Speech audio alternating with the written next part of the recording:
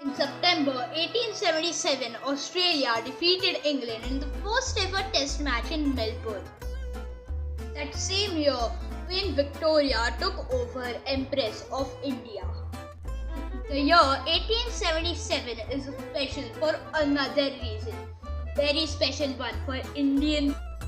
While accompanying his mother to the Ganga for morning prayers, a 10-year-old boy was attracted to a sport. With his eyes wide open, he saw some British officers kick a ball and run after it on the Maidan. The ball came to the boy. One of the soldiers asked him to return it. The boy happily obliged and created history at that very moment. Hello and welcome to Aranav Talks. Today I am going to share with you the story of the father of Indian football, Nagendra Prasad Sarbhadikari.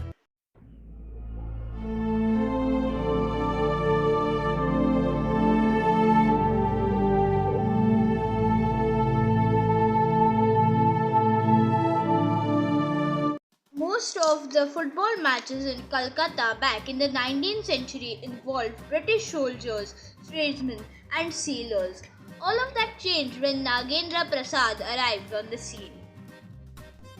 Just a day after he had been intrigued by the sport, Nagendra Prasad bought a ball and mobilized his classmates at Hare School to play the game. However, the boy had unknowingly purchased a rugby ball. It was Professor G.A. Stack of Presidency College who pointed out the mistake and taught them the rules of the game. Soon their efforts attracted ample curiosity, and with proper guidance, Nagendra Prasad's interest only shot up. As a result, he co-founded the Boys Club, the first football club for Indians. Later, Nagendra Prasad went on to organize a string of clubs in Kolkata like Wellington Presidency and Sova Bazaar.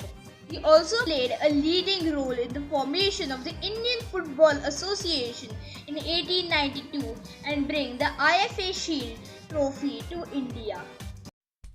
Despite his valiant efforts, Nagendra Prasad was constantly criticized by the upper-class natives.